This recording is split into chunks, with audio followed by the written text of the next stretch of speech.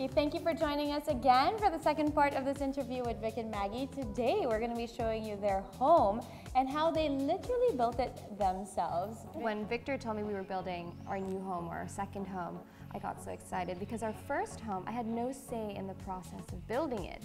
So it is a surprise. It was a surprise. It was all Victor though, the first home. Rookie bachelor mistake. No, it was a beautiful home. Yes, yes. Except, you know, this home, he sort of let me take over and design it the way I would want a home to be.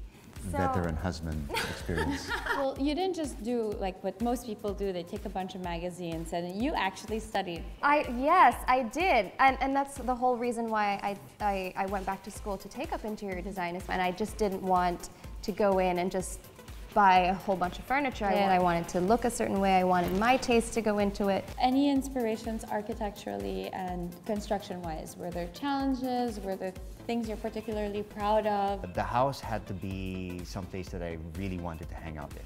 Traffic's getting bad, you spend half the day at work, and you spend the other half the time at home. So this had to be a sanctuary. A sanctuary. So this house pretty much has everything that, at least from my perspective, that I needed, aside from my family, right?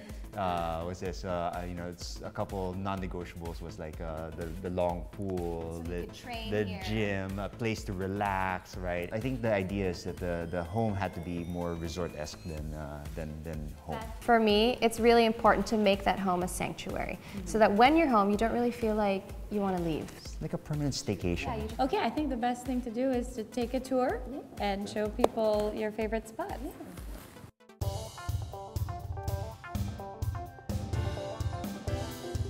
Basically, this is the shortest vacation any man can possibly have. You go from the room down about, you know, what, 15 steps, and you've got what? Garden, swimming pool, you know, open air lanai. That's fantastic. And you designed the pool so that you could train in it, right? Exactly. 30 meters long, not absurdly long, but you know, I mean, it's enough to train for Ironman.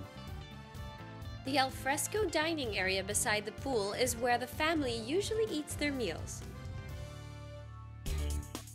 Our next stop is Victor's version of a man cave. My husband would be like, this is the torture room. But for you, this is your man cave. So what is in here? The Iron Man store. No. Which everybody's been calling the store. But yeah, I mean, it's just, you know, just a documentation of everything that I go achievements. through. And it's also the gym where I work out and whatever, and just kind of have some personal time, right? This is for every guy, the gym might be that quiet time or whatever. Well, thanks so much, Vic. This is really, I know you're really busy, so thank you so much for taking your time to show us around your house.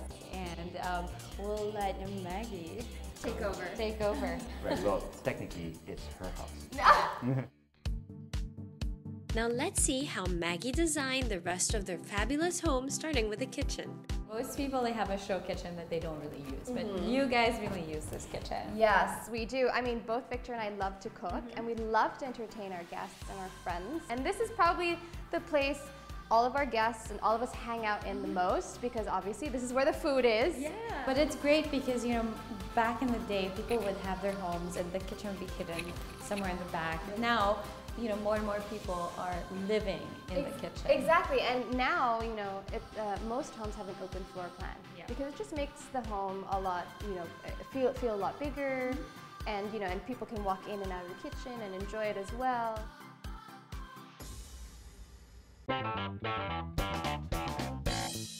One of the main highlights of the Consunji home is the formal dining room. You know, sometimes we like to cook fancy food, and when we cook fancy food or do fancy dinners, we like to do it in here, because of course it is the fancier space. I mean, the lanai is for our brunch or for barbecues, casual dinners. But this is also probably one of my proudest spaces. I took inspiration from an era that I really, really adore, which is Art Deco and resort-type living. I love going, when I travel, I like going to beaches and resorts, and so I wanted to sort of merge the two together and give a tropical Art Deco feel. The tropical resort feel extends to the couple's luxurious bedroom. What I always like to say when you're decorating space, decorate for yourself and for your needs. I think out of all the spaces in the house, it should be the space where you feel the safest in, the most relaxed in. And what's great is with wallpaper, as soon as you're sick of it, Yeah, you can just change it. You can change it, right? Exactly. It's the same with paint. Yes. Paint does like a lot of wonders to a space, and again, if you get tired of paint, you can always change it again. And for our last stop in our tour of the Consunji home, let's hear the story behind their now famous living room. This room was on the cover of a book, nonetheless. Yes, Right? you know what? When they came over to shoot the home, I thought it was just going to be a feature for the magazine. Little did I know that they put it on the cover of a book. They just sent me the book. Wow. And I was just like, what? If I had to pick two shades, it would probably be teal and orange, like the two most favorite colors to use for home. So you see it all around. And we have such big walls. And while I do love paintings, beautiful paintings are very expensive. So I thought of another way of decorating a space, and this is basically my wall of scarves. So I sort of turned my scarves into an installation.